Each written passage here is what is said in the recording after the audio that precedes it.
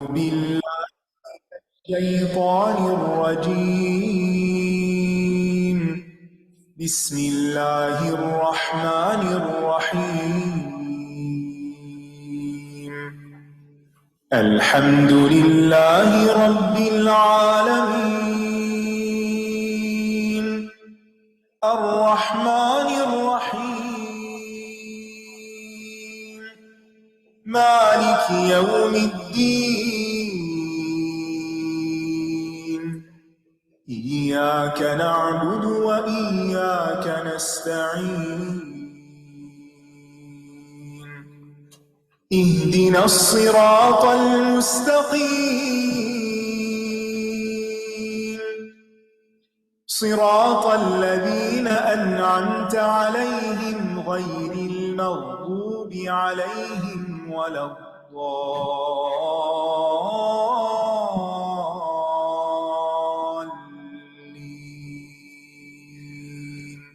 آمین۔ السلام علیکم ورحمۃ اللہ وبرکاتہ۔ کیا حال ہے سب کا؟ الحمدللہ نحمدہ ونصلی علی رسولہ الکریم، اما بعد فاعوذ باللہ من الشیطان الرجیم، بسم اللہ الرحمن الرحیم، رب اشرح لی صدری ویسر لی امری واحلل عقدۃ من لسانی یفقہوا قولی۔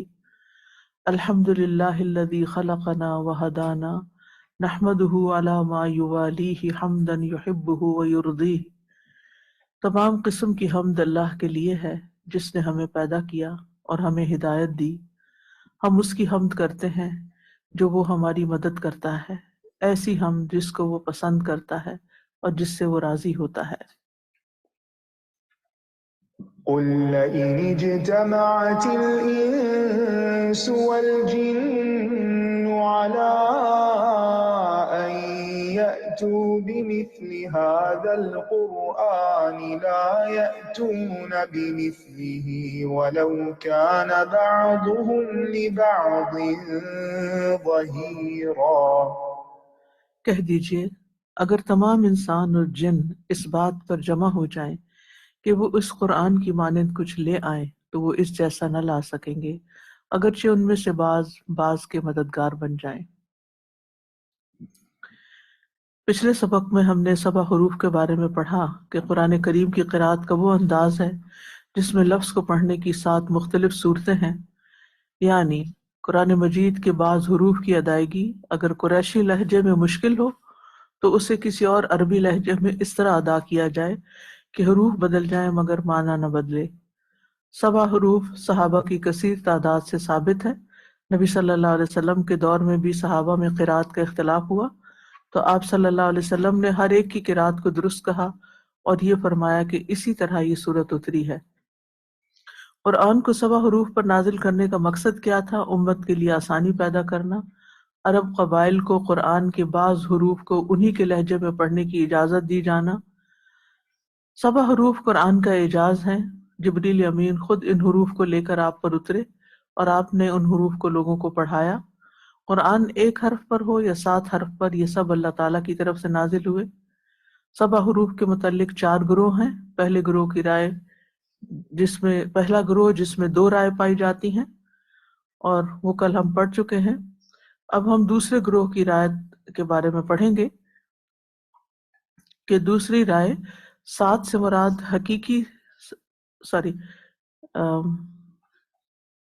دوسرے گروہ کی رائے۔ دوسرے گروہ کا خیال ہے کہ حروف 7 کا تعلق معانی سے ہے نہ کہ الفاظ سے۔ یہ ایک رائے ہے، اوپینین ہے۔ پھر ان کے متعدد اقوال ہیں۔ وہ کیا؟ نمبر 1، 7 حروف سے مراد یہ 7 معانی ہیں، یعنی 7 باتیں ہیں: امر، حکم، زجر، ڈانٹ، حلال، حرام، محکم، متشابہ جو اپوزٹ ہے محکم کے، اور امثال یعنی مثالیں۔ نمبر 2، کچھ کی رائے یہ بلکہ یہ مراد ہے وعد و وعید۔ وعد کہتے ہیں جنت کا وعدہ اور وعید جہنم کا ڈراوا۔ حلال و حرام، مواعظ یعنی واعظ و نصیحت کی باتیں، امثال مثالیں، اور احتجاج یعنی جس میں دلائل دیے گئے ہیں۔ ابن عطیہ ان اقوال کا جواب دیتے ہوئے لکھتے ہیں یہ بہت ہی کمزور دلیل ہے کیونکہ یہ 7 معنی حرفوں کے نہیں ہیں۔ نیز یہ بھی اجماع ہے کہ ان حروف کے معنی میں اتنی وسعت نہیں کہ وہ حلال کو حرام اور حرام کو حلال کریں، اور نہ ہی ان معنی میں یہ حروف کوئی تبدیلی کر سکتے ہیں، یعنی معنی میں کوئی تبدیلی نہیں ہوتی جب حرف بدلتا ہے۔ ابن قتیبہ کہتے ہیں اس حدیث میں اس قسم کے معنی بتانے کی کوئی بنیاد ہی نہیں ہے، یعنی جو حدیث اوپر ہم نے پڑھی کہ فقرؤ ما تیسر من، تو اس میں یہ مطلب نہیں نکلتے، یہ رائے درست نہیں ہے۔ الماوردی کہتے ہیں کہ یہ بات ہی غلط ہے، آپ صلی اللہ علیہ وسلم نے ان حروف میں ہر حرف پر قرات کرنے کا اور ایک حرف کو دوسرے حرف سے تبدیل کرنے کا بھی اشارہ دیا ہے۔ اہل اسلام کا اجماع ہے کہ کسی آیت کو دوسری آیت میں احکام کی طرح بدلنا حرام ہے، یعنی کسی بھی طرح سے حکم کو نہیں بدلا جا سکتا۔ جی نہیں، مطلب نہیں بدل سکتا۔ 7 حروف میں اختلاف قرات کا ہے، معنی کا نہیں ہے، یعنی پڑھنے کا انداز فرق ہے لیکن مطلب وہی ہے۔ خلاصہ یہی ہے کہ احادیث رسول میں جو تاکید اور اجازت ہے وہ اختلاف قرات کی ہے، نہ کہ معنی کی، اس لیے کہ صحابہ میں جب اختلاف ہوا تو آپ نے ان میں سے ہر ایک کی قرات کو سنا، حضرت ہشام کی بھی سنی اور حضرت عمر کی بھی سنی، اور آپ نے سب کو درست کہا۔ اگر کسی قرات کی تبدیلی سے کوئی آیت حرمت کا مفہوم دیتی اور وہی آیت اس دوسری قرات سے حلت یعنی حلال ہونے کا مفہوم دیتی تو یقیناً ان میں سے ایک غلطی پر ہوتا اور دوسرا ٹھیک ہوتا، اور اس طرح قرآن میں اختلاف ہو جاتا کیونکہ حلال اور حرام اکٹھے نہیں ہو سکتے۔ اصل حکمت یہی تھی کہ 7 حروف کے ذریعے امت کو آسانی اور رحمت سے نوازا جائے۔ ان مذکورہ معنی کو مراد لینے کی کوئی صورت نظر نہیں آتی، یعنی یہ والا معنی لینے کی۔ مزید یہ کہ الفاظ اور معنی تو قرآن پاک میں موجود ہیں، تو 7 حروف سے مختلف معنی لینا کیسے درست ہو سکتا ہے؟ یعنی قرآن پاک کے تو اپنے الفاظ اور معنی ہیں، تو کوئی الگ الگ معنی نہیں نکال سکتا ان میں سے۔ تیسرے گروہ کی رائے، حروف 7 سے مراد وہ صورتیں ہیں جن سے قرآن کے یعنی شکلیں، شیپس، فارم، جن سے قرآن کے کلمات میں تبدیلی اور اختلاف واقع ہوتا ہے اور جن سے گریز نہیں کیا جا سکتا، جو بالاتفاق 7 ہیں۔ ایسے حروف یا الفاظ جن میں اختلاف کی 7 صورتیں ہوں مگر قرات کا خط ایک ہی ہو۔ امام ابن قتیبہ، امام رازی رحمہ اللہ نے یہی معنی لکھے ہیں، اور ابن الجزری رحمہ اللہ نے بھی اسی مفہوم کو پسند کیا ہے۔ یہ صورتیں درج ذیل ہیں، جیسے والذین ہم لاماناتہم وعہدہم راعون، اسے اماناتہم اور امانتہم بھی پڑھا گیا ہے، تو یہ کیا ہے فرق؟ واحد تثنیہ جمع وغیرہ کا۔ واحد کا لفظ بیک وقت ایک ہی ذمہ داری کو نبھانے پہ زور دیتا ہے، ٹھیک ہے، یعنی جیسے یہ آیت پڑھی جاتی ہے والذین ہم لاماناتہم، جمع ہے امانات، کس کی جمع؟ امانت کی، اور اس کو یوں بھی پڑھا گیا ہے امانتہم، نون کی کھڑی زبر کے بغیر۔ تو اب اس میں بات تو ایک ہی ہے، صرف فرق اتنا ہے کہ ایک امانت یا زیادہ امانتیں، امانت تو امانت ہی ہے۔ یا لا یقبل کو لا تقبل پڑھنا، ایک ہی معنی بنتا ہے۔ افعال کو صرفی تبدیلی ہو جانا، یعنی مثلا امر کو ماضی بنا دینا، جیسے فقالوا ربنا باعد بین اسفارنا، یہ سورۃ سبا کی آیت ہے جس کا مطلب ہے اے ہمارے رب ہمارے سفروں میں دوری پیدا کر دے۔ یہاں اسے باعدہ بھی پڑھا گیا ہے، باعد کو باعدہ 2 زبر کے ساتھ۔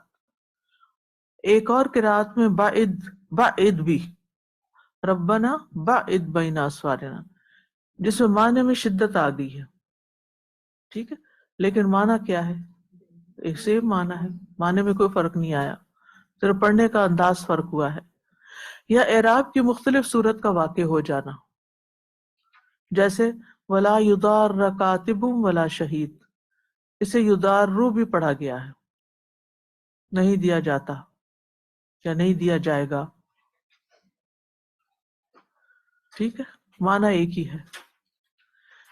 پھر پچھلی آیت پر عطف کر کے کچھ لفظوں کی کمی ہو جانا، جیسے وما خلق الذکر والانثی، اسے وما خلق کہ بغیر صرف وذکر والانثی پڑھا گیا جسے ابن مسعود نے پڑھا، یا فإن اللہ هو الغنی الحمید کو بغیر ہوا کے پڑھنا۔ مختلف قبائلی لہجات کا قریشی لہجے سے فتح، امالہ، تفخیم، ترقیق، اظہار اور ادغام کا اختلاف۔ یہ کس کی ٹرمز ہیں؟ فتح کیا ہوتا ہے؟ امالہ کیا ہوتا ہے؟ نیچے کو لے جانا، مائل کر دینا، یعنی ڈھال دینا، جیسے موسیٰ کو موسے پڑھنا، یہ مجریہا، ٹھیک ہے، تو ویسے تو مجراہا تھا، تو مجریہا اس کو پڑھا گیا۔ اچھا، تفخیم کیا ہوتا ہے؟ موٹا پڑھنا، جیسے ترقیق باریک پڑھنا، اظہار وغیرہ، جی ظاہر کرنا، اور ادغام مرج کر دینا، ٹھیک ہے۔ مثلاً حل عطا کا حدیث موسیٰ کو اس میں لفظ عطا اور موسیٰ کو فتح کے علاوہ یعنی زبر کے علاوہ امالہ کے ساتھ بھی پڑھا گیا ہے، جیسے حل عطے کا حدیث موسیٰ، ٹھیک۔ امالہ سے مراد الف کو یا کی طرف مائل کرنا، مائل کریں گے، پورا ای نہیں پڑھیں گے، اے پڑھیں گے، ٹھیک ہے، موسے پڑھیں گے، موسی نہیں پڑھیں گے، ٹھیک ہے۔ تبصرہ: ان صورتوں پر اگر غور کریں تو یہ بھی قراءات کے اختلاف کی مختلف وجوہات ہیں۔ ان سے سبع حروف کی وضاحت نہیں ہوتی، نہ ہی یہ سبع حروف کی دلیل ہے۔ اس رائے یا قول کے داعی سبع حروف کی وجوہات کے 3 تعین پر مختلف ہیں، یعنی اختلاف پایا جاتا ہے، جیسے کہ مثالوں سے پتہ چلتا ہے۔ شاذ، منکر یا ضعیف قراءات کو سبع حروف کی مثالیں یا دلیل نہیں بنایا جا سکتا۔ قراءت آگے آپ پڑھیں گے تو انشاءاللہ پھر دونوں کا فرق واضح ہو جائے گا کہ حروف سے کیا مراد ہے اور علم القراءت کیا ہے۔ ایک تو ہے نا قراءت پڑھنا، اور ایک ہے علم القراءت، وہ ایک آگے اس کے بعد آ رہا ہے انشاءاللہ۔ اس کی وضاحت میں ان کے متعدد اقوال ہیں، پیچھے بھی تھی میں۔ ایک زبان یا لہجے سے دوسری زبان اور لہجے کی طرف منتقل ہونا، یعنی بہرحال یہ رخصت اور آسانی تھی تاکہ امت پر قرآن کی قراءت مشکل نہ ہو، اور ایک زبان یا لہجے سے دوسری زبان اور لہجے کی طرف منتقل ہونا ان کے لیے مشکل نہ ہو۔ دیکھیے جیسے عربوں کے یہاں نا مختلف طرح کی چیزیں اختلاف کا سبب تھی، اور آج بھی ہیں، جیسے لسانی اختلاف، لسانی عصبیت۔ یہ کیا ہوتی ہے لسانی عصبیت؟ اپنی زبان پہ فخر کرنا اور دوسرے کی زبان کو اختیار نہ کرو، اس کو کمتر سمجھنا، اور یہ خاص طور پر جب ایک ہی زبان کے اندر مختلف لہجے ہوں، مختلف ڈائلیکٹس ہوں۔ جیسے اب عرب جو تھے ان کے اندر تفاخر بہت تھا، ہر قبیلہ اپنے آپ کو بہت بڑی چیز سمجھتا تھا۔ ابو جہل کا تکبر تو آپ کو معلوم ہے، ٹھیک ہے نا؟ وہ نبی صلی اللہ علیہ وسلم کی صداقت کو، نبوت کو، سب چیزوں کو پہچانتا تھا، لیکن مانا کیوں نہیں؟ کس وجہ کیا تھی بنیاد؟ ہمارے قبیلے، ہمارے میں کیوں نہیں آئے پروفٹ، ہمیں کیوں نہیں یہ نبوت ملی؟ اور ان کا اعتراض بھی قرآن نے نقل کیا ہے، لولا نزل هذا القرآن على رجل من القريتين عظیم، کہ کسی اور بڑے انسان پر ان دونوں بستیوں طائف یا مکہ کے کسی بڑے انسان پہ قرآن نازل ہوتا، محمد صلی اللہ علیہ وسلم پر کیوں نازل ہوا؟ تو ان کے وہ قبائلی نفرتوں کا شکار تھے، یا قبائلی تعصبات کا شکار تھے، مختلف قبیلے تھے۔ وہ جسے حالی نے کہا ہے نا نبی صلی اللہ علیہ وسلم کی تعریف میں کہ قبائل کو شیر و شکر کر دکھایا، یعنی یہ جو الگ الگ ٹولیاں بنی ہوئی تھی ان سب کو ایک کر دیا۔ کس نے؟ محمد صلی اللہ علیہ وسلم نے۔ کس کے ذریعے؟ دین کے ذریعے، قرآن کے ذریعے سب کو اکٹھا کر دیا، ان کے دلوں میں محبت پیدا کر دی۔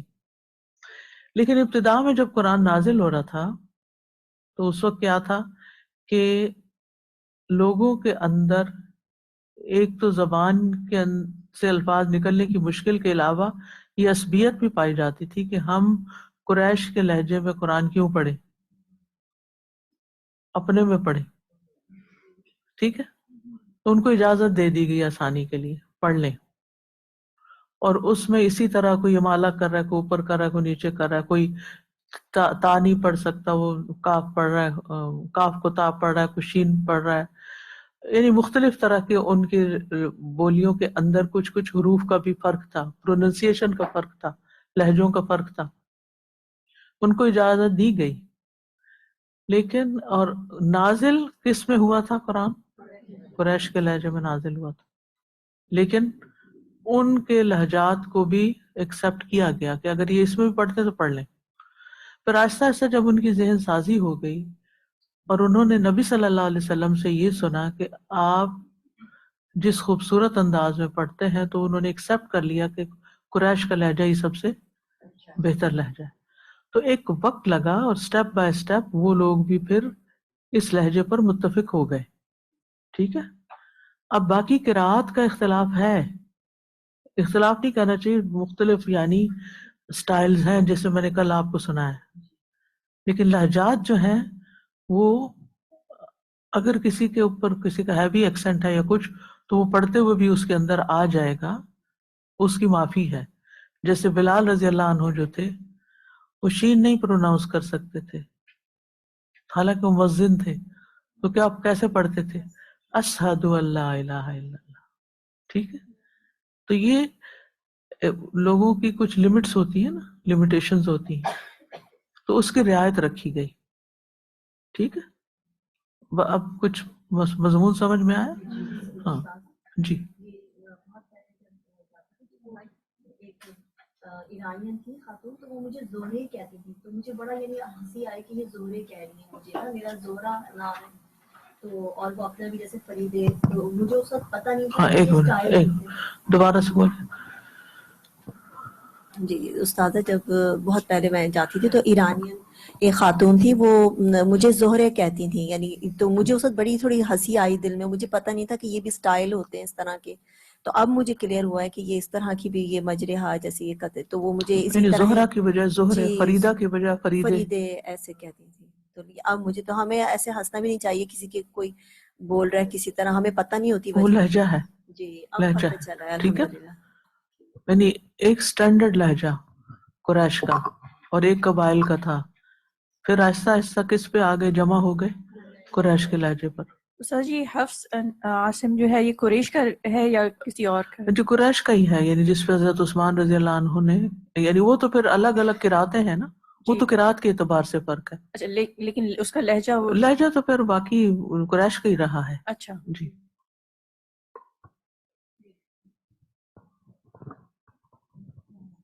استاذہ جی، وہ میں سورہ رحمان سنتی ہوں قاری عبد الباسط صاحب کا، تو اس میں وہ فی ہا کو فی گا پڑھتے ہیں. ہاں پہلے میں بہت جی، کنفیوز ہوتی وہ تھی. پروننسیشن کا تھوڑا سا فرق ہے. جی. فی گا فی گا. جی. تھوڑا سا ہاں جو کلیئر ہوا. جی ہاں. چوتھا گروہ، ان کی رائے یہ ہے کہ 7 حروف سے مراد عرب لغات میں سے 7 لغات ہیں. اس کی وضاحت میں ان کے متعدد اقوال ہیں. پہلا قول، لغات عرب میں یہ 7 لغات ہیں، قرآن انہی میں نازل ہوا. یعنی قرآن کے الفاظ ان 7 لغات میں ہی محصور ہیں، جو ان تمام لغات میں فصیح ترین ہیں. ان کے اکثر الفاظ لغت قریش میں سے ہیں، کچھ لغت حذیل، حذیل قبیلے کا نام ہے. ثقیف، ثقیف کہاں کے تھے؟ طائف. شابش، طائف کے تھے. محمد بن قاسم کون تھا؟ ثقفی تھا. ٹھیک ہے. تو حوازن یہ کہاں کے تھے؟ یہ بھی اسی علاقے کے تھے. انہوں نے کیا کیا تھا کچھ یاد ہے؟ جنگ حنین میں ایسے تیر چلائے تھے کہ مسلمانوں کا لشکر پسپا ہونے لگ گیا تھا. کنانہ، تیم اور یمن کی لغات میں سے بھی ہیں. ابو عبید القاسم رحمہ اللہ لکھتے ہیں، اس کا مطلب یہ نہیں کہ ایک حرف کی 7 صورتیں ہیں، یہ نہیں ہے اس کا مطلب. یہ تو آپ سے بھی نہیں سنی گئی، بلکہ اس کا مطلب یہ ہے کہ یہ 7 لغات قرآن مجید میں منتشر کر دی گئی ہیں. کچھ لغت قریش میں سے ہیں، کچھ لغت حذیل میں سے، کچھ حوازن میں سے، کچھ اہل یمن کی لغت میں سے. یعنی عربی کے الفاظ اڈاپٹ کیے گئے ہیں مختلف لہجات میں سے۔ اسی طرح دیگر لغات میں استعمال ہونے والے الفاظ اور ان کے معنی سبھی ایک ہی ہیں۔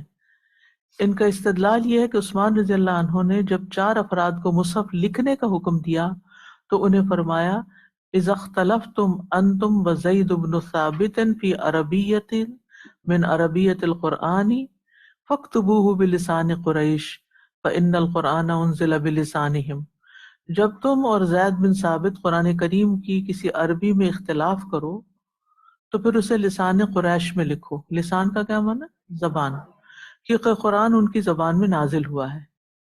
یہ دلیل ہے کہ قرآن پاک کا زیادہ تر حصہ لغت قریش میں نازل ہوا اور اس میں دیگر باقی لغات بھی ہیں۔ یعنی جب سوال پیدا ہوتا ہے نا کہ پھر وہ حروف کدھر گئے، تو وہ اس میں مرج ہو چکے ہیں۔ اس لیے امام بخاری رحمہ اللہ نے اس حدیث کا باب بھی اسی طرح باندھا ہے، باب نزل القرآن بلسان قریش والعربی قرآنا عربیا بلسان عربی مبین۔ بار بار قرآن میں یہ لفظ آتا ہے نا، عربی مبین، کتاب مبین، کیونکہ قریش کا لہجہ جو تھا وہ سب سے زیادہ مبین تھا۔ اعتراضات، اس قول پر یہ بھی اعتراض کیا گیا ہے کہ عمر رضی اللہ عنہ اور ہشام رضی اللہ عنہ دونوں قریشی ہیں، ان کی زبان ایک ہی ہے، اگر حروف سے مراد لغت ہی ہوتی تو پھر ان دونوں کے درمیان اختلاف نہ ہوتا۔ نیز ایسی تعویل میں پھر حکمت تو ثابت نہیں ہو رہی اور نہ ہی قاری کا کسی حرف کو چننے کا کوئی اختیار باقی رہتا ہے، بلکہ اس کے لیے تو تمام حروف پڑھنا لازم ہو جاتا ہے کہ ایک آیت وہ ایک لغت میں پڑھے اور دوسری کسی اور لغت میں، اور اس مفہوم سے ہر قاری پر مشقت کا اضافہ ہی نظر آتا ہے کہ وہ ان تمام لغات کو قرآن پڑھنے سے پہلے سیکھ لے۔ اگر ایک حرف میں قرات ہوتی تو کم از کم آسانی تو ہوتی۔ پھر یہ علماء خود ان لغات کی تعیین اور حد بندی میں باہم مختلف ہیں۔ اگر ان حروف سے مراد یہی لغات ہوتی تو یہ صحابہ اور تابعین وغیرہ کے درمیان ضرور مشہور ہو جاتی۔ یہ ایک اعتراض ہے نا۔ دوسرا قول، اس قول کے قائل بہت سے علماء ہیں جن میں امام سفیان، ابن وہب، ابن جریر طبری، امام طحاوی رحمہم اللہ وغیرہ ہیں۔ ان کا کہنا ہے 7 حروف سے مراد عربوں کی وہ 7 لغات ہیں جو ایک ہی معنی دے رہی ہوں، یعنی معنی نہ بدلے۔ وہ اس طرح کہ جب لغت عرب کسی ایک لفظ میں اختلاف کرے تو قرآن کریم ان 7 لغات میں سے اسی لفظ کو پیش کر دیتا ہے۔ یہ 7 لغات کون سی ہیں؟ ان کے بارے میں کچھ علماء قریش، حذیل، تمیم، حوازن، کنانہ، ثقیف اور یمن کی لغات کے قائل ہیں، یعنی ان کے ڈائلیکٹس۔ کچھ آخری 3 کی بجائے ازد، ربیہ اور سعد بن بکر کی لغات مراد لیتے ہیں، یعنی جو وہ جس سٹائل پہ بولتے تھے۔ یہ رائے امام القاسم بن ثابت کی ہے، جو یہ وجہ بیان کرتے ہیں کہ اللہ تعالیٰ نے اپنے نبی محترم کو مبعوث فرمایا تو عرب ایک دوسرے سے دور دور جگہوں پہ رہتے تھے، بہت سے الفاظ اور لہجات میں وہ ایک دوسرے سے مختلف تھے، ہر آبادی کی اپنی لغت تھی، ان کی زبانیں بآسانی اسے اپنا لیتی۔ ایک عام چلن تھا جس میں بوڑھا اور خالص بدو سب شامل تھے، اور اگر کسی کو اس کی عادت اور زبان کے چھوڑنے پر مجبور کیا جاتا تو اسے خاصی مشقت کا سامنا کرنا پڑتا تھا، ٹھیک ہے، اور مسلسل محنت اور ریاضت کے بعد وہ اسے اختیار کر پاتا۔ اللہ تعالیٰ نے ان سے یہ محنت بھی ساقط کر دی۔ پھر لکھتے ہیں کہ 7 حروف کا معنی واللہ عالم عربوں کی 7 شعوب، شعب کہتے ہیں قبیلے سے چھوٹے کو، گروپس، یا ان کی عوام یا ان کی آبادی کی لغات ہیں۔ امام ابو جعفر طحاوی رحمہ اللہ یہ لکھتے ہیں لوگوں کے لیے یہ 7 حروف تھے کیونکہ قرآن کے علاوہ کسی اور سے یہ حروف لینے میں عاجز تھے۔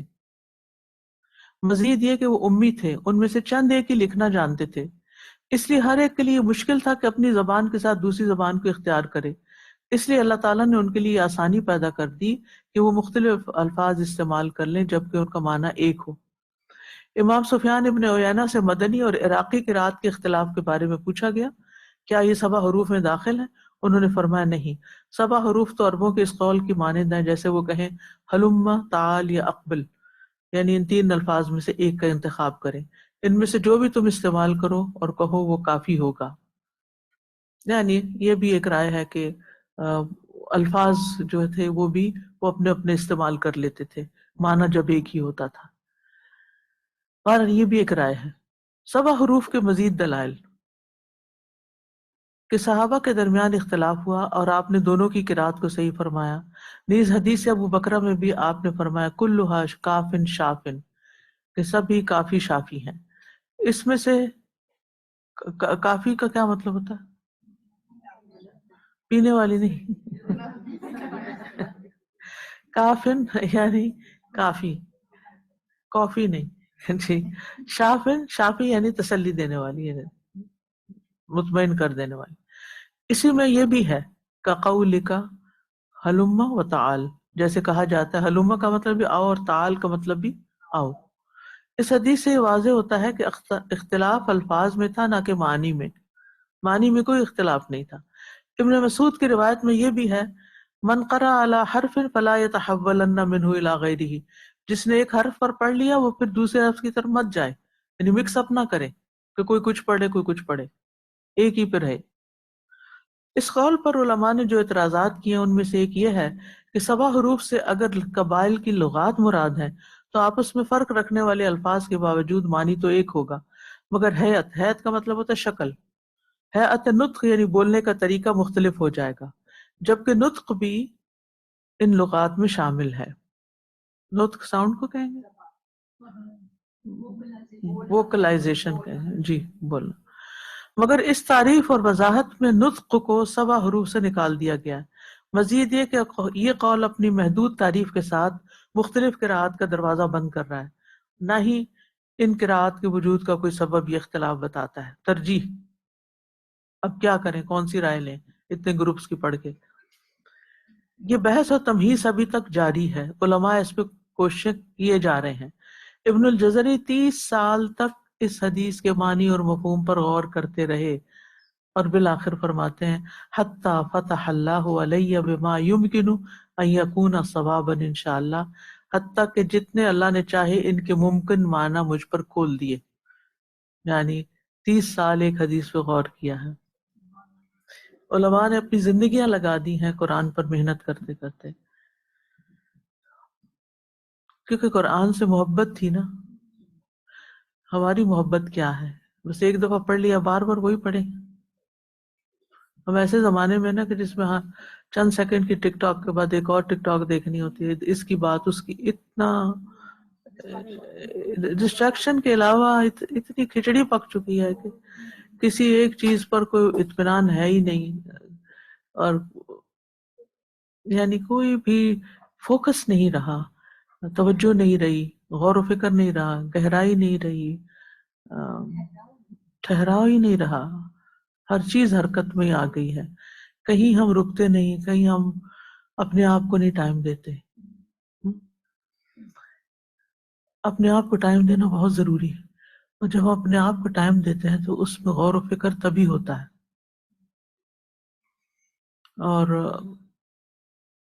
اس میں انسان کو یعنی اپنے اوپر فوکس کرنے کا بھی موقع ملتا ہے، اپنی صحت کے اوپر، اپنی ذہنی، اپنی جذباتی حالت، اپنے حالات، اپنی دنیا، اپنی آخرت، بہت سی چیزوں پر غور و فکر کا موقع ملتا ہے، اور یہ بہت ضروری ہوتا ہے. اور قرآن کو پڑھتے ہوئے بھی ہم جلدی میں ہوتے ہیں، نماز پڑھتے ہوئے بھی ہم جلدی میں ہوتے ہیں، بچوں سے بات کرتے ہوئے بھی ہم جلدی میں ہوتے ہیں. ہم نے ہر چیز میں ایک جلدی مچا رکھی ہے، اور اس کا یہ مطلب نہیں کہ ہم پھر بہت کوالٹی کا کوئی کام کر پاتے ہیں. جلد بازی کی وجہ سے کوالٹی نہیں آتی چیزوں میں، ہم خود بھی متاثر ہوتے ہیں، ہمارے ریلیشن شپ بھی متاثر ہوتے ہیں، اور ہماری کوئی چیز بھی. تو ہمیں رک کے سوچنا چاہیے کہ جو اتنی چیزیں میں نے اپنے اوپر اٹھائی ہوئی ہیں ان میں سے کون سے نیچے اتار کے رکھوں. پوری دنیا تو میرے ذمہ نہیں ہے نا، ہر شخص کا ایک لمٹ ہے. لا یکلف اللہ نفسا الا وسعها. اچھا تائید ہو گئی کہ قرآن کی آیت ہے.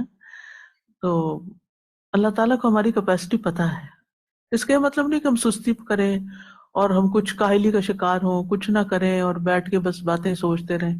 نہیں، اس کا مطلب یہ ہے کہ جیسے کھانا کھا رہے ہیں نا تو کھانے پر توجہ رکھیں. سو رہے ہیں تو بس اب سونے لگے ہیں، یہ قیلولہ 15 منٹ کا اگر آپ کر رہے ہیں تو سب چیزوں کو چھوڑ دیں. اس وقت کسی چیز کے بارے میں مت سوچیں.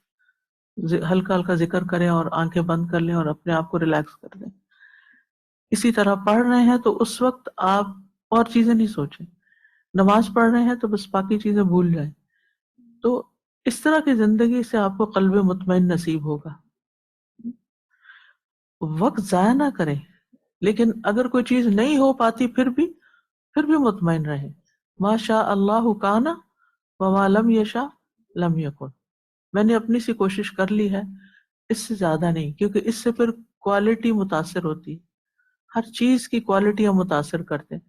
کچے پکے کام، کچے پکے ہر چیز کچی پکی، ہر چیز آپ سوچے کچا پکا کھانا کھاتے ہیں تو پھر نتیجہ کیا نکلتا ہے.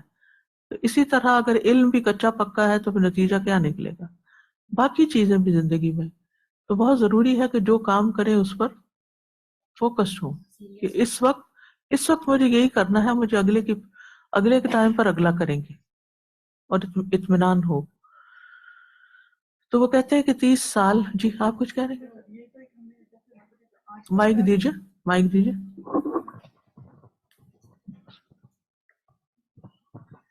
تو مطلب ہم لوگوں کا کچھ ٹرینڈ ہو گیا کہ ہم ویسٹرن چیزوں کو دیکھ کے زیادہ قبول کرتے ہیں. تو اس وقت جو یہی چیز جو آپ نے ایگزیکٹلی جو کہی ہے، جو ہمارے ظاہر پرانے صدیوں سے چلی آ رہی ہے، اس کو مائنڈفل میڈیٹیشن کر کے کہتے ہیں کہ اسٹاپ بریتھ، ٹیک ڈیپ بریتھس، سانس لیں اور بی ان دا پریزنٹ. ساری چیزیں بند کر کے بی ان دا مومنٹ. اور اس کے وہ باقاعدہ theories and practicals and sessions اور یہ ساری چیزیں ہو رہی ہیں. ہمیں تو نماز کی شکل میں دن میں 5 دفعہ یہ پریکٹس کرائی جاتی. ہم نہ کریں تو یہ تمہارا اپنا ہی قصور ہے نا. تو اب یہ سائنس اور یہ سب چیزیں آج کل لے کر آ رہی ہیں، اس پہ لا رہی ہیں. اور ہمیں کیا کہا کہ جب نماز پڑھیں تو ہاتھ چھوڑ دیں، ہاتھ بھی چھوڑ دیں، نگاہوں کو بھی فوکس صرف سجدے کی جگہ پہ فوکس کریں، ڈھیلا چھوڑ دیں اپنے آپ کو، اور جو کہہ رہے ہیں اس کو سوچ کے بولیں. کتنا ریلیکس ہو گیا. ہم نماز پڑھ کے ریلیکس کیوں نہیں ہوتے؟ اس کی وجہ یہ ہے کہ ہوتے ہم نماز میں، لیکن ہمیں اگر پوچھے نا فجر کی نماز میں آج کون سی سورت پڑھی تھی تو آپ نہیں بتا سکیں گے، کیونکہ ہم نے یہ ساری چیزیں آٹو پہ کر دی ہیں نا. وہ کھڑے ہو جاتے ہیں اور پھر اینڈ تک ایک زبان چل رہی ہوتی ہے، دماغ یعنی دونوں میں فرق ہوتا ہے. وہ وہاں کچھ اور چل رہا ہوتا ہے، یہاں زبان پہ کچھ اور ہو رہا ہوتا ہے.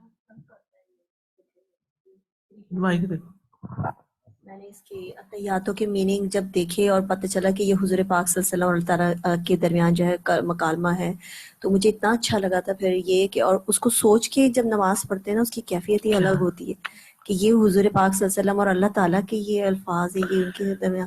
پھر میں نے اپنے بچوں کو بھی بتایا کہ آپ اس طرح کرو، یعنی سوچ کے مطلب جو ہے نا وہ پھر آپ پڑھیں نماز. ہر سی آج فیلنگ صبح الگ جو ہوتی فجر ہے. میں پڑھ رہی تھی السلام علینا وعلی عباد اللہ الصالحین، آج فجر میں ان الفاظ سے میں غور کری. ہوتا ہے کسی پہ زیادہ غور ہو جاتا ہے، کبھی تھوڑا، کسی پہ کچھ بھی نہیں. یہ ہم سب کے ساتھ ہی چلتا ہے نا. تو میں نے کہا کہ کتنی اچھی ہے نماز. ہر نماز میں ہم کہتے ہیں ہم پر سلامتی ہو اور اللہ کے نیک بندو. اس کا مطلب ہے اگر سلامتی لینی ہے تو نیک بننا پڑے گا. ایسے اپنے آپ سے اپنے آپ کو سوچا رہی تھی کہ کتنا ہم سب. پھر ایک دم مجھے خیال ہے کہ اتنے سارے لوگ مجھے دعاؤں کے لیے کہتے ہیں، تو میں اسی نیت سے یہ پڑھوں کہ جس کا جو بھی مسئلہ ہے وہ حل ہو اور سب کو سلامتی ہو. اور میں نے کہا کہ یہ تو ہم ہر روز پڑھتے ہیں، لیکن سوچتے کہاں ہے کہ ہم دعا کر رہے ہیں اپنے لیے. اور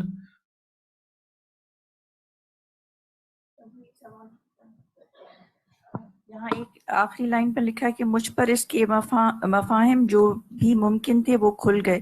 تو مفاہم اس حدیث کے کھل گئے یا جی مفاہم اس حدیث کے کھل گئے. اچھا، یا سبا حروف کے کھل گئے؟ سب حروف والی حدیث کے کھل گئے مفاہم. یہ حدیث نہیں ہے، یہ تو ان کے جملہ ہے، ان کا قول ہے نا. جی، یعنی وہ کہتے ہیں 30 سال تک اس حدیث، یعنی وہ حدیث جو ہم نے شروع میں پڑھی تھی نا، جی جی جی آیت اور جی حدیث، جی، اس پر یہ غور کرتے رہے. اور اس کے مطلب مفاہیم کا مطلب ہے مطلب.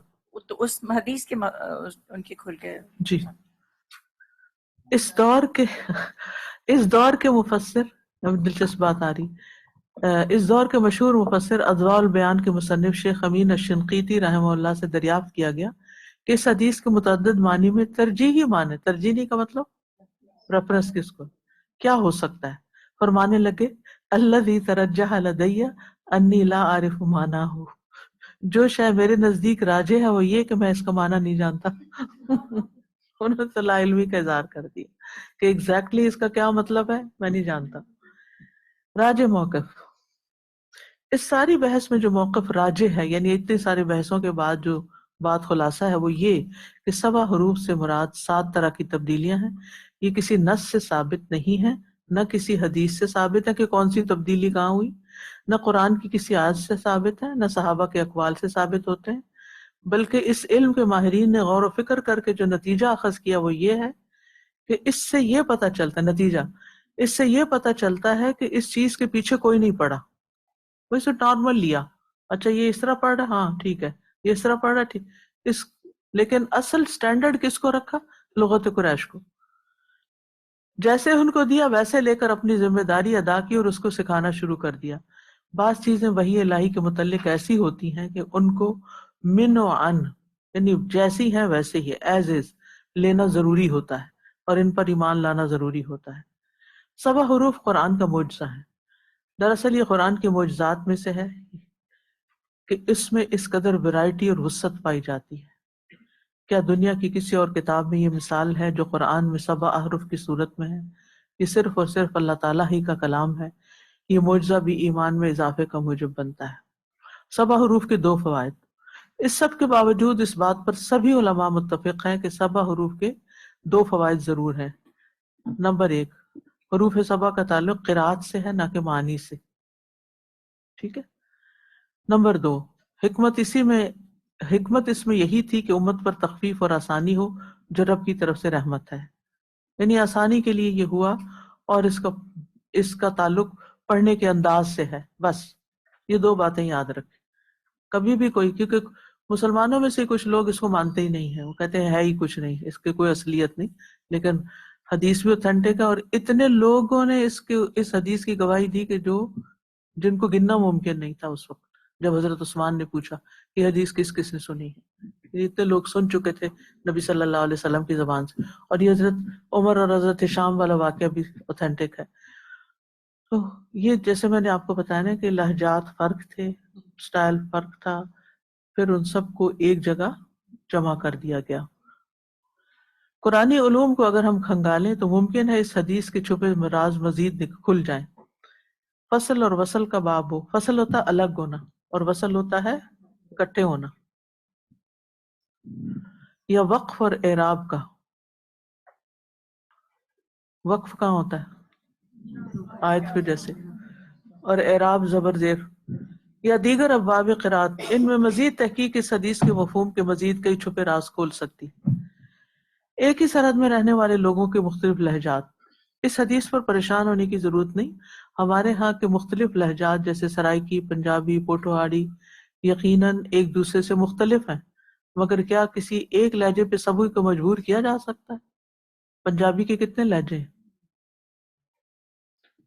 نارتھ سے لے کے ساؤتھ تک چلے جائیں، ایسٹ سے ویسٹ تک چلے جائیں، بے شمار لہجے. اردو کے بھی آپ دیکھیں، ہندی کے آپ دیکھیں کہ سبھی سرائکی، پنجابی اور پوٹھوہاڑی ایک ہی لہجہ اختیار کریں اور اسی میں پڑھیں، جبکہ سبھی کا تعلق سرزمین پنجاب سے ہے. یہی حال سرزمین عرب کا تھا. مکہ مکرمہ اور اس کے ارد گرد قبائل کی آبادیاں اور حرم کعبہ میں ان کی آمد و رفت نے جہاں قریشی لہجوں کو عام کیا، وہاں یہ لہجہ بھی متاثر ہوا. نیز مدینہ منورہ میں بھی قریشی لہجے کا غلبہ نہیں تھا. اوس و خزرج کے قبائل اپنے خاص عربی لہجہ رکھتے تھے. یہ تو مکہ والوں کا تھا نا، قریش کا. مگر قرآن کریم جب خالص قریشی لہجے میں اترا تو بہت سے قریشیوں کو بھی اپنے لہجے کی درستگی کا میزان رسول اللہ صلی اللہ علیہ وسلم کی تلاوت کی صورت میں مل گیا. اس وجہ سے قریشی خود بھی متاثرین میں سے تھے. اثر قبول کیا انہوں نے، وہ چھپ چھپ کے سنتے تھے نا. ٹھیک ہے، یعنی قرآن نے عربی کو بھی ایک سٹینڈرڈ دیا. اس لیے ان لہجات کی اصلاح ہونا بہت مشکل کام تھا. یعنی نبی صلی اللہ علیہ وسلم نے یہ اس کے پیچھے نہیں پڑے کہ تم اپنا لہجہ ٹھیک کرو اور اس کے مطابق کرو. ان کو چھوڑ دیا، اچھا پڑھ لو، اس پڑھو، لیکن سٹینڈرڈ ایک دے دیا. اللہ یہ کہ سیکھنے سکھانے کا اگر کوئی بندوبست کر دیا جائے. اللہ تعالیٰ کی ایک خاص عنایت تھی کہ قرآن مجید کو ہر قبیلہ یا قوم کے لیے پڑھنا آسان بنا دیا. اصل مقصد یہ تھا. ٹھیک، جتنا قرآن مجید آپ پر اتر چکا ہوتا، جبریل امین اس کا دور آپ کے ساتھ ہر رمضان میں کیا کرتے تھے تاکہ قریشی لہجہ قرار پکڑ لے، اور حروف کی قرات میں اگر اختلاف ہو تو بات قریشی لہجے پہ آ کے رک جائے۔ نیز آہستہ آہستہ ہر عرب قبیلے میں یہ لہجہ سرایت کر جائے اور وہ اس سے مانوس بھی ہو جائے۔ اگر نبی صلی اللہ علیہ وسلم آ کے پہلے زبان کے اختلاف سے ہی بات شروع کرتے کہ سب کو یہ کرنا ہوگا ورنہ سب فیل ہو تم، تو لوگ بھاگ جاتے نا۔ کتنے ہی لوگ کورسز چھوڑ جاتے ہیں کہ ان کی تجوید ان کے استاد کے سٹینڈرڈ پہ پوری نہیں اترتی۔ تو اگر ہم تجوید میں پاس نہیں تو سرٹیفکیٹ نہیں ملے، لہٰذا بہتر ہے کورس ہی چھوڑ دو۔ تو ٹھیک ہے، اس میں صحیح پڑھنا چاہیے، درست پڑھنا چاہیے، لیکن اس کے پیچھے اتنا نہیں پڑ جانا چاہیے کہ لوگ قرآن کے اصل مقصد کو ہی بھول جائیں، ٹھیک ہے نا۔ بات یہ ہے کہ ان قبائل کے لہجات کو دیکھیے اور اس مشکل کا اندازہ لگائیے کہ کیا ایسے لوگوں کو رخصت دینے میں خیر اور آسانی تھی یا غلطی تھی۔ مثلا بنو حذیل کا فرد لفظ لَيُسْجَنَنَّهُ حَتَّى حین کو اَتَّى عین پڑھتا تھا، ان سے ہاں نہیں نکلتی تھی۔ تو اگر آپ کے لوگ، آپ کے اسٹوڈنٹس میں سے بھی کسی کی ہاں پراپر نہ نکلے تو اسے فیل نہ کریں اللہ کے واسطے، یہ اس کے بس کی بات نہیں، تھوڑا بہت فرق آ جائے گا۔ قاف کا نہیں ہے، عین کا زیادہ ہے۔ مجھے تو آج تک ضاد کا مسئلہ رہا ہے، میں جس وقت قرآن پڑھی ہوتی ہوں نا جہاں ضاد آتا ہے تو میں کر کے کوشش کر کے نکالتی ہوں۔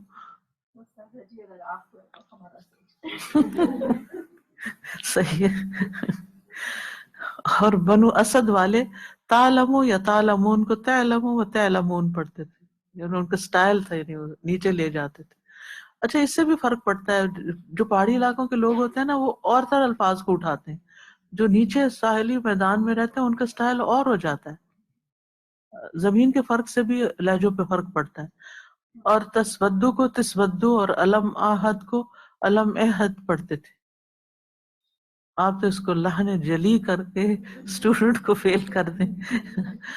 جبکہ تمیمی کا تمتمہ یعنی بعض الفاظ کو تے سے بدل دینا بھی ان کی مجبوری تھی۔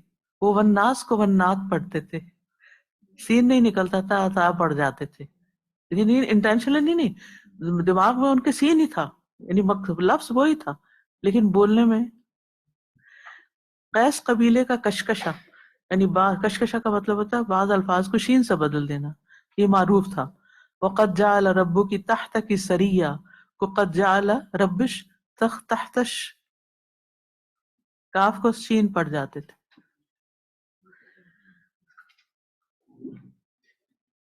سبا حروف امت کے لیے اللہ کی طرف سے بطور رحمت ہیں۔ ان قبائل کی مجبوریوں کے پیش نظر اگر انہیں حکم دیا جاتا کہ وہ اپنی لغت چھوڑ کر قرآن مجید کو قریش کے لہجے اور لغت میں پڑھیں، اولاً تو ایسا کرنا ان کے لیے مشکل تھا، جس کے لیے انہیں سخت محنت درکار تھی، جو شاید بچوں، بوڑھوں اور خواتین کے لیے تو ممکن ہی نہ تھا۔ خواتین کے لیے کیوں ایسے باعث لفظ لکھا ہے؟ خواتین ایسے بھی پیچھے نہیں ہے۔ میں جا کے بات کروں گی اس پہ کہ اگلے ایڈیشن میں سے اس کو نکال دیں۔ جی ٹھیک ہے۔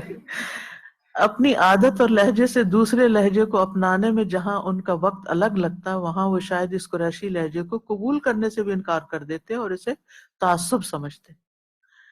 یعنی زبانوں کا اختلاف، سورۃ روم پڑھی ہے نا آپ نے، ابھی ہم ریسنٹلی اس میں تدبر میں پڑھے ہم نے کہ یہ اللہ کی نشانیوں میں سے زبانوں کا اختلاف، یعنی اگر دیکھا جائے فزیکلی تو ٹنگ سب کی ایک جیسی ہوتی، مسل بھی اتنے ہی ہوتے ہوں گے سب کے جتنے وہ چاہیے بولنے کے لیے، لیکن پتہ نہیں کہاں سے کیا تبدیلی ہو جاتی ہے کہ کوئی کسی طرح لفظ بولتا ہے، کوئی کسی طرح بولتا ہے، سب کو ایک جگہ پہ یہ اختلاف اللہ کی طرف سے لینگویجز کا، انسانوں کے بس کی بات نہیں ہے، ان سب کو جبرن اور ایک زبردستی ایک زبان کے اوپر لایا جائے۔ اور یہ اختلاف خوبصورتی ہے اور اظہار خیال کے مختلف انداز ہیں.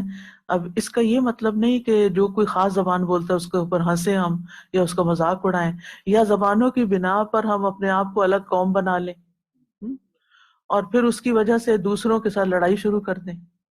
جیسے آپ نے دیکھا ہوگا بیک ہوم پشتو اور اردو سپیکنگ بولنے والوں کے ایک دوسرے کے قتل و غارت تک باتیں جا رہی ہیں کہ یہ کمیونٹی ہے. یہ ہم سب مسلمان ہیں اور اللہ نے ہمیں مجبور نہیں کیا کہ ہم سب ایک ہی زبان بولیں.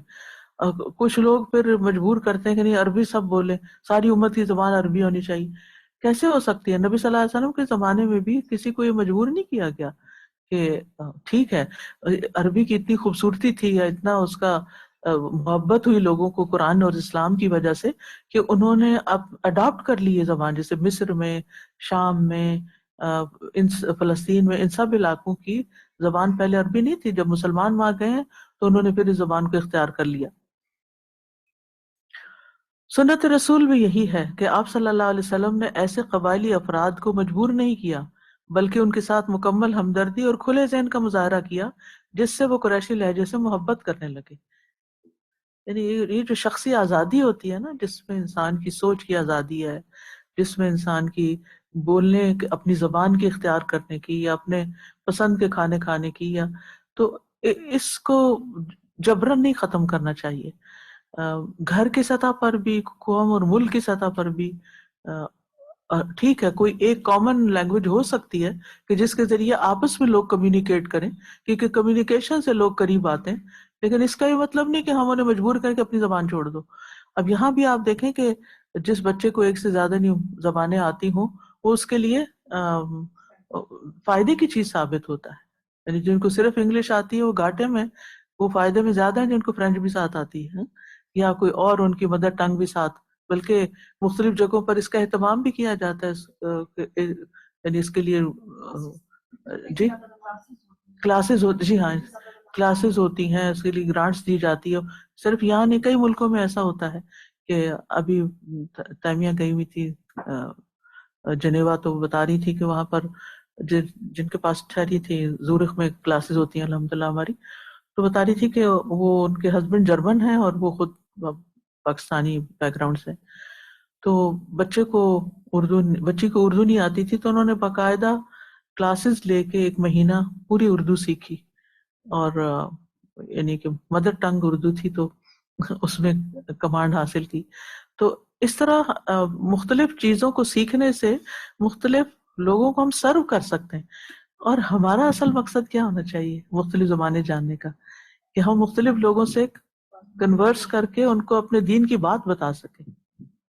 اور سب سے زیادہ تو زبانوں کے اختلاف آپ کو مکہ میں نظر آئے گا نا, جب حج ہوتا ہے.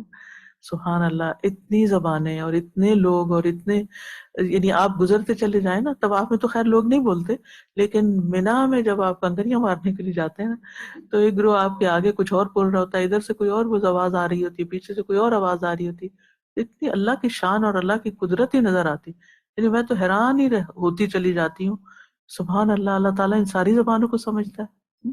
اس میں خوبصورتی ہے, ورائٹی میں خوبصورتی ہوتی ہے. ہم ورائٹی کو کیوں ختم کرنا چاہتے ہیں؟ جی جی بالکل بالکل. اور اللہ کی قدرت جاننے کا موقع ملتا ہے نا, کہ کس طرح اللہ سبحانہ تعالیٰ نے ان کو یہ علم دیا اور کس طرح انہوں نے سوچا. ظاہر ہے کہ زبان بننے میں پھر سوچ کا اختلاف بھی ہوتا ہے نا, کہ وہ چیزوں کو مختلف رنگوں میں دیکھتا ہے انسان اور اس کو الفاظ دیتا ہے. جی جب نبی پاک صلی اللہ علیہ وسلم نے سختی نہیں کی اس وقت کے رہنے والے لوگوں پہ کہ اسی زبان کو کرنا ہے, یہ دماغ میں آ رہا تھا کہ جیسے کسان ایک سخت مٹی جو بنجر زمین ہوتا ہے اس کو کیسے پہلے سافٹ کرتا ہے, جب وہ سافٹ ہوتی ہے پھر اس میں بیج ڈالتا ہے. بالکل. تو سبحان اللہ, جب ان سب کے دل نرم ہوئے, جب انہوں نے دین کو جانا, انہوں نے اڈاپٹ کر لیا, انہوں نے محبت سے, پھر انہیں اس زبان سے محبت ہو گئی. بالکل. اس میں ہم سب کے سیکھنے کی بات ہے نا, کہ لوگوں کے ساتھ معاملہ کیسے کرتے ہیں, دین کیسے سکھاتے ہیں, تعلیم کیسے دیتے ہیں. جبر سے نہیں, زبردستی نہیں, ذہن سازی کریں.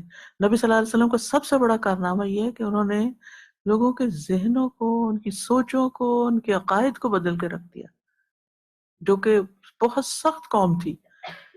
یعنی ان لوگوں سے معاملہ کرنا آسان نہیں تھا، لیکن دلوں کو مسخر کر لیا آپ نے۔ نبی صلی اللہ علیہ وسلم کا رعایت دینا۔ آپ صلی اللہ علیہ وسلم کے پاس ایسے قبیلے کے لوگ آئے جو الف لام تعریف کی بجائے الف لام کی بجائے الف میم بولتے، ٹھیک ہے، سمجھ آئی کہ نہیں؟ لام تعریف ہوتا ہے نا، کیا ہوتا ہے؟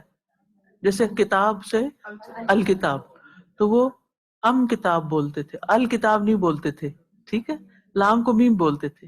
ویسے مخرج قریب ہے، نہیں قریب نہیں ہے۔ اچھا، انہوں نے سوال کیا امنم برن ام سیامی فی ام سفر، آپ نے بھی انہیں انہی کے لہجے میں جواب دی، لیس منم برن من الصیام من فم سفر، کہ سفر میں روزہ رکھنا کوئی نیکی نہیں، ٹھیک ہے، جس سے نہ صرف یہ مطمئن ہوئے بلکہ ایسی وسعت قلبی کے قائل بھی ہو گئے۔ یعنی آپ جیسا انہوں نے بولا ویسے ہی ان کو جواب دیا۔ ابو بکر صدیق رضی اللہ عنہ نے بھی حیرت کا اظہار کرتے ہوئے عرض کی انت افصح العرب، کہ یا رسول اللہ صلی اللہ علیہ وسلم آپ تو عربوں میں سب سے زیادہ فصیح ہیں، یعنی آپ ان کی زبان بول رہے ہیں۔ آپ نے بھی فرمایا ربیت فی قریش وردعت فی بنی سعد ولا فخر، قریشیوں میں میری تربیت ہوئی اور بنو سعد کا میں نے دودھ پیا، یعنی ان کے لہجوں میں فرق تھا اور اس میں کوئی فخر کی بات نہیں، یعنی میں نے ایک سے زیادہ لہجے مجھے معلوم ہے۔ اسی وجہ سے ابن مسعود رضی اللہ عنہ فرماتے ہیں قد نظرت الى القراء فرأيت قراءتهم متقاربة وانما هو كقول احدكم اقبل هلم تعال فاقرؤوا كما علمتم او كما قال، میں نے قراء کی قراءت میں غور کیا تو مجھے ان کی قراءت ایک دوسرے کے قریب نظر آئیں، بلکہ وہ ایسی لگیں جیسے تم کسی کو یہ کہو آگے بڑھو آؤ یا سامنے آؤ، لہٰذا تم جیسی قراءت جانتے ہو وہی پڑھا کرو۔ یعنی وہ حروف ایسے ہوتے تھے جیسے ہم میں سے کوئی مختلف الفاظ استعمال کرے مگر ان سب کا معنی ایک ہی ہو، اور یہ بھی ہو سکتا ہے کہ ایک کا معنی کچھ ہو اور دوسرے کا کچھ، مگر دونوں معنی پھر بھی درست ہوں۔ اس صورت میں یہ اختلاف مختلف طریقے سے پڑھنے کا ہوگا، نہ کہ تناقض اور تضاد کا، جیسے ملک کو مالک پڑھنا یا ناداہا من تحتہا کو من تحتہا پڑھنا۔ اس میں معنی بدل بھی گیا اور درست بھی ہے۔ ملک اور مالک میں زیادہ فرق نہیں ہے، فرق لیکن ایک ہی اصل ہے۔ ناداہا من تحتہا، اس کے نیچے سے پکارا اس کو، اور اس کی بجائے یہ بھی پڑھا گیا ناداہا من تحتہا، جو اس کے نیچے تھا اس نے پکارا، ٹھیک ہے، ایک ہی فوائد۔ ان احادیث سے معلوم ہوتا ہے کہ 7 حروف پر قرات مدینہ منورہ میں ہی تھی، کیونکہ ہشام بن حکیم فتح مکہ کے موقع پر مسلمان ہوئے تھے۔ ان کی قرات وہی ہوگی جو خود رسول اللہ صلی اللہ علیہ وسلم اپنے آخری مدنی دور میں کیا کرتے تھے۔ اس کی مزید شہادت جبریل علیہ السلام کا آپ کے پاس بنو غفار کے تالاب کے پاس آ کر 7 حروف پر مزید تاکید کرنا ہے۔ نمبر 2، مختلف قبائل نے جب اسلام قبول کیا تو اس وقت 7 حروف کا حکم آیا، کیونکہ قرآن تو لغت قریش پہ اترا تھا۔ نیز سب حروف کا انحصار بھی حرف قریش پر ہی تھا، جس کی دلیل حضرت عمر رضی اللہ عنہ کا حضرت ہشام سے دوسری قرات سن کر جلال میں آنا ہے۔ نمبر 3، 7 حروف کی اجازت محض عربوں کے لیے ایک تخفیف اور سہولت تھی تاکہ قرات میں پیش آنے والی دشواری آسان محسوس ہو۔ پھر عرب اس وقت خالص امی تھے، جن کی عورتیں، بچے اور بوڑھے آسانی سے اپنے لہجے تبدیل نہیں کر سکتے تھے۔ ہاں، تعلیم و تربیت اور دوسروں کے ساتھ مل جل کر ان کے لہجات کو بدلنا ممکن تھا۔ نمبر 4، حروف 7 کا مسئلہ اجتہادی مسئلہ نہیں بلکہ اللہ تعالیٰ کی طرف سے نبی صلی اللہ علیہ وسلم پر اتارا ہوا حکم تھا، جس کی دلیل حدیث رسول صلی اللہ علیہ وسلم میں لفظ انزلہ ہے، اور جبریل علیہ السلام کا یہ ارشاد ہے ان اللہ، انزلہ کا مطلب اللہ نے اتارا ہے، ان اللہ یأمرک ان تقرأ امتک القرآن علی 7 احرف، اور اسی طرح ان کا یہ ارشاد وکذالک انزلت کہ آپ نے فرمایا ایسے ہی اترا ہے۔ نمبر 5، جن حروف پر قرآن اترا ہے ان کی تعداد میں کمی بیشی نہیں کی جا سکتی، جیسا کہ بعض علماء کا کہنا ہے 7 کا لفظ یہاں کثرت کے معنی میں ہے، نہ کہ حصر مراد ہے، اسی لیے اسی تعداد اور لہجات کی حدود میں اہل عرب کے لہجات تھے۔ کیا 7 حروف اب بھی موجود ہیں؟ تھوڑا سا ہے، میں چاہتی ہوں چیپٹر ختم ہو جائے تاکہ ہم کل نئی بات شروع کریں۔ کیا سبا حروف اب بھی موجود ہیں؟ حروف سبا اب بھی موجود ہیں یا نہیں، علماء کی اس بارے میں مختلف رائے ہے۔ سبا حروف اب بھی موجود ہیں یا نہیں، اور آیا مصاحف عثمانیہ حروف سبا پر مشتمل تھے یا نہیں؟ حافظ ابن جریر اور ان کے متبعین یعنی فالوورز کا قول یہ ہے کہ مصاحف عثمانیہ صرف ایک حرف پر مشتمل تھے اور باقی 6 حروف اب محفوظ نہیں۔ دوسرا قول امام طحاوی رحمہ اللہ کا ہے، جن کے مطابق سبا حروف سے مراد مرادفات ہیں، سینونیمز، جن کی اجازت ابتداء میں مسلمانوں کی آسانی کے لیے دی گئی، بعد میں یہ مرادفات منسوخ ہو گئے۔ راجح قول، یہ دونوں قول درست نہیں، ان پر مختلف اعتراضات لگائے گئے اور متعدد علماء نے ان پر تنقید کی۔ سب سے راجح قول ابن الجزری رحمہ اللہ کا ہے، اس کو غور سے پڑھیے، اور یہ راجح قول ہے کہ مصاحف عثمانیہ، یہ مصحف کی جمع ہوتی ہے، میں وہ حروف موجود ہیں جو اس کے رسم الخط میں سما سکتے تھے، اور یہ مصحف اس آخری دورہ قرآن پر مشتمل ہے جو نبی اکرم صلی اللہ علیہ وسلم نے جبریل علیہ السلام سے کیا تھا، اور جس کا کوئی حرف چھوڑا نہیں گیا، یعنی وہ مدغم ہو گئے ہیں اس کے اندر۔ نیز اس میں سبا حروف کی رخصت کی بات نہیں تھی، اگر سبا حروف کا مسئلہ عظیمت کا ہوتا تو قرآن مجید ضرور ہر حرف میں لکھا جاتا۔ ابن الجزری یہ بھی فرماتے ہیں، سلف اور خلف یعنی پہلے اور پچھلے دونوں علماء کی رائے یہی کہتی کہ اکثریت یہی کہتی ہے کہ عثمانی مصاحف ان حروف پر مشتمل ہیں جو ان کے رسم الخط میں سما گئے۔ اس قول کی ایک اور دلیل ہے کہ ابتدائے اسلام میں ملتے جلتے لہجوں اور الفاظ کے استعمال کی اجازت دی گئی۔ جب لوگ لغت قرآن سے مانوس ہو گئے تو یہ اجازت اور رخصت رفتہ رفتہ ختم ہو گئی، یعنی پھر ضرورت نہیں رہی اس کی، یوں کہیں۔ سبا حروف کے منسوخ شدہ الفاظ آپ کی وفات سے پہلے آخری رمضان میں جبریل علیہ السلام نے جب آپ سے قرآن کا 2 مرتبہ دور فرمایا، اس وقت یہی متشابہ الفاظ منسوخ کر دیے گئے۔ ان منسوخ شدہ الفاظ کو عثمان رضی اللہ عنہ نے اپنے مصاحف میں درج نہیں فرمایا۔ اس سے یہ ثابت ہو جاتا ہے کہ سبا حروف میں سے وہ حروف جو مصاحف عثمانیہ کے رسم الخط میں سما سکتے تھے وہ اب بھی موجود ہیں، جبکہ باقی منسوخ ہو گئے ہیں۔ ٹھیک ہے، یعنی ضرورت نہیں رہی ان کی۔ قرات اور حروف میں فرق، علماء کہتے ہیں کہ حرف میں لفظ ایک ہوتا ہے مگر اس کے پڑھنے یعنی قرات کی متعدد صورتیں ہوتی ہیں۔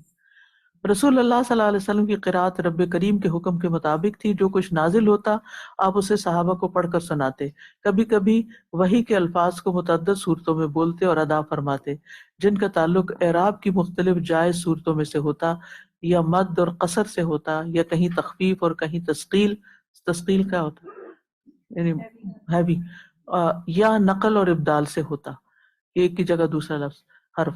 اسی طرح یہ بھی ہوتا کہ کتابت کی ایک ہی صورت ہو مگر نطق و ادا میں مختلف ہو، کتابت کی ایک ہی صورت ہو مگر نطق اور ادا میں مختلف ہو، لکھا ایک جیسے جائے لیکن بولا الگ تر۔ آپ صحابہ کرام کو بھی اجازت دیتے تھے کہ وہ ان صورتوں میں سے جو بھی چاہیں پڑھ لیں۔ قرات کی یہ تمام صورتیں صرف 7 یا 10 پر منحصر نہ تھی، بلکہ ان کی مجموعی صورتیں اس سے بھی زیادہ ہو سکتی ہیں۔ قرآن کریم میں قرات کا اعتماد صرف تلقی ٹو ایکوائر اور حفظ پر ہے۔ قرات ڈیپینڈ کرتی ہے کس پر؟ تلقی پر، یعنی اخذ کرنا، اور حفظ پر ہے، جو سکہ اور امام سے ہوتے ہوئے بسند رسول اللہ صلی اللہ علیہ وسلم تک جا پہنچے۔ اس پہ انشاءاللہ علم القرات پہ کل الگ سے پڑھیں گے۔ حروف سبا جو ہے یہ الگ ہے، علم القرات الگ اس کی ڈیٹیل ہے۔ اس اعتماد کی وجہ یہ ہے کہ مصحف کی کتابت میں غلطی کا امکان ہے، جیسا کہ اس کی طباعت میں ہو جاتا ہے۔ دراصل قرآن نقطوں میں ہے نہ کہ اعراب میں۔ اس شرط کا فائدہ یہ ہے کہ قرات میں وسعت ہو اور لوگ کسی ماہر امام سے قرات کو اخذ کریں۔ صحابہ کا رسول اللہ صلی اللہ علیہ وسلم سے 1 سے زائد حروف میں قرآن سیکھنا۔ اصحاب رسول صلی اللہ علیہ وسلم نے قرآن کریم 1 حرف میں بھی سیکھا اور 2 حرف یا 2 سے زائد میں بھی۔ بعد میں یہی صحابہ مختلف علاقوں میں پھیل گئے جن سے تابعین نے سیکھا۔ نتیجتاً روایت اور کوشش علم قرات کی شکل میں سامنے آ گئی۔ ٹھیک ہے، یعنی یہ حروف سبا جو تھے وہ ڈھل گئے کس میں؟ علم قرات کے فرق میں۔ عثمان رضی اللہ عنہ نے جو مصاحف لکھوا کر متعدد صوبوں اور شہروں میں بھیجے تھے تو ان کے ساتھ پڑھانے والے بھی ایسے ہی بھیجے جن کی قرات اور قرآن کے موافق تھی۔ ان میں علی رضی اللہ عنہ، ابی ابن کعب، زید بن ثابت، ابن مسعود اور ابو درداء رضی اللہ عنہم سب شامل تھے۔ ان کو خود عثمان رضی اللہ عنہ نے مصاحف دے کر مختلف جگہوں میں روانہ کیا۔ چنانچہ یہ قرات ہر علاقے میں اپنے معلم اور مصحف کی وجہ سے مختلف انداز میں پھیل گئی تھی۔ جبکہ تابعین میں معلم قرآن سعید بن مسیب، عروہ، سالم، عمر بن عبدالعزیز، سلیمان بن یسار اور ان کے بھائی عطا اور دیگر حضرات تھے. ٹھیک ہے، تو یہ باب یہاں ختم ہوا. انشاءاللہ جب علم القراءات پڑھیں گے تو آپ کو مزید یعنی نیکسٹ چیپٹر پڑھیں گے تو یہ بات مزید واضح ہوگی. کل جو میں نے آپ کو چیزیں سنوائی تھی وہ قراءات تھیں، وہ حروف سبع نہیں تھے، وہ قراءات تھیں. یعنی قراءات کے اختلاف بتا کے سمجھانا مقصود تھا کہ کس طرح یعنی یہ اختلاف کہاں سے شروع ہوا اور پھر کس شکل میں ہم تک پہنچا اور آج ہم کہاں کھڑے ہیں. تو انشاءاللہ کل ہم نیکسٹ چیپٹر پڑھیں گے. جزاکم اللہ خیرا. 3 منٹ اوپر ہو گئے ہیں. بارک اللہ فیکم. سبحانک اللہم و بحمدک، اشہد ان لا الہ الا انت، استغفرک و اتوب الیک. السلام علیکم ورحمۃ اللہ وبرکاتہ. يا أيها الناس قد جاءكم برهان من ربكم وأنزلنا إليكم نورا مبينا فأما الذين آمنوا بالله واعتصموا به فسيدخلهم في رحمة منه وفضل ويهديهم إليه صراطا مستقيما.